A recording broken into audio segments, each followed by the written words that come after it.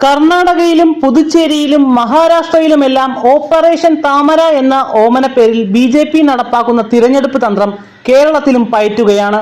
അനിൽ ആന്റണിക്കും പത്മജ വേണുഗോപാലിനും പിന്നാലെ കൂടുതൽ കേരള കോൺഗ്രസ് നേതാക്കൾ ബി.ജെ.പിയിലേക്ക് എത്തുമെന്നാണ് സൂചന. ഇപ്പോഴിതാ കോൺഗ്രസിന് പിന്നാലെ CPM-നും തിരിച്ചടി നൽകിക്കൊണ്ട് ഒരു CPM നേതാവ് ബി.ജെ.പിയിലേക്ക് ചേക്കേറാൻ തയ്യാറെടുക്കുന്ന വിവരങ്ങളാണ് പുറത്തുവരുന്നത്. ദേവികുളം മുൻ MLA S. രാജേന്ദ്രനും ബി.ജെ.പിയിലേക്ക് മാറിയേക്കാം എന്ന സൂചനയാണ് പുറത്തുവരുന്നത്. നിലവിൽ പാർട്ടി മാറുവാൻ തീരുമാനം എടുത്തിട്ടില്ല എങ്കിലും ബി.ജെ.പി. ദേശീയ നേതാക്കൾ തന്നെ വീട്ടിലെത്തി കണ്ട് ചർച്ച നടത്തിയതായി S. രാജേന്ദ്രൻ തന്നെ വ്യക്തമാക്കിയിരിക്കുകയാണ്.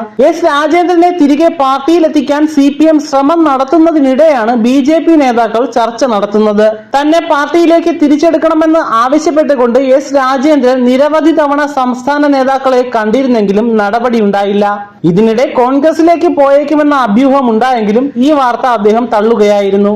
എന്നാൽ ഇപ്പോൾ എല്ലാ പാർട്ടികളും തന്നോട് ചർച്ച നടത്തുന്നുണ്ടെന്നാണ് S. രാജേന്ദ്രൻ പറയുന്നത്. P.K. കൃഷ്ണദാസ് അടക്കമുള്ള കേരളത്തിലെ നേതാക്കളും ബി.ജെ.പിയുടെ തമിഴ്നാട്ടിൽ നിന്നുള്ള ഒരു ദേശീയ നേതാവും വീട്ടിലെത്തി ചർച്ച നടത്തിയെന്നും മുൻ ദേവികുളം MLA പറയുന്നു. ചർച്ച നടന്ന കാര്യം ജനുവരിയിൽ സംസ്ഥാന സെക്രട്ടറിയെ അറിയിച്ചിരുന്നു.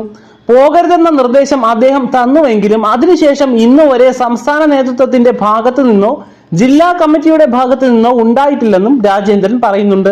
സസ്പെൻഷൻ കാലാവധി കഴിഞ്ഞെങ്കിലും മെമ്പർഷിപ്പ് പുതുക്കിയിട്ടില്ല. CPM-മായി തനിക്ക് ശത്രുതാ മനോഭാവം ഇല്ല.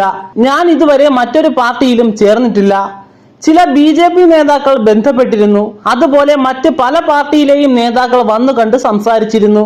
ആ ചർച്ചകളൊന്നും തന്റെ നിലപാടിൽ മാറ്റം വരുത്തിയിട്ടില്ല. പാർട്ടിക്ക് വേണ്ടി വളരെയധികം കഷ്ടപ്പെട്ട ഒരു നേതാവാണ് താൻ.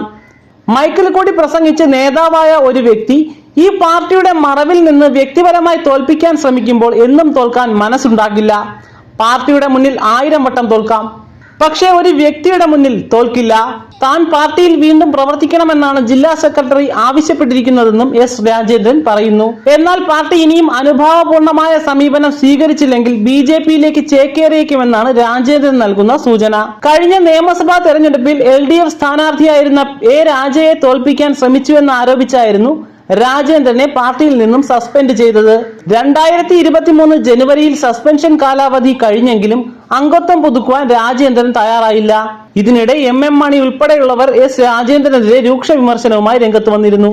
കഴിഞ്ഞ 3 തവണയും മണ്ഡലത്തിൽ നിന്ന് വിജയിച്ച S. രാജേന്ദ്രൻ കഴിഞ്ഞ തവണയും ദേവികുളത്ത് സ്ഥാനാർത്ഥിത്വം പ്രതീക്ഷിച്ചിരുന്നു. എന്നാൽ ഇത് ലഭിക്കാതെ വന്നതോടെ സ്ഥാനാർത്ഥിയായി വന്ന A. രാജയെ തോൽപ്പിക്കാൻ ശ്രമിച്ചെന്നുമായിരുന്നു S. രാജേന്ദ്രനെതിരായ ആരോപണം. എന്നാൽ രാജയ്ക്കെതിരായി താൻ ഒരു ബൂത്തിൽ പോലും പ്രവർത്തിച്ചിട്ടില്ലെന്നും S. രാജേന്ദ്രൻ നേരത്തെ തന്നെ വ്യക്തമാക്കിയിരുന്നു. താൻ മത്സരിക്കുമ്പോൾ മറയൂർ പഞ്ചായത്തിൽ 1300 വോട്ട് പുറകിലാണ്.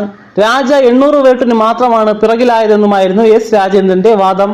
എന്തായാലും CPM-ൽ നിന്നുള്ളവരും ബി.ജെ.പിയിലേക്ക് എത്താൻ സാധ്യതയുണ്ടെന്നാണ് ഇപ്പോൾ രാഷ്ട്രീയ നിരീക്ഷകരുടെ വിലയിരുത്തൽ.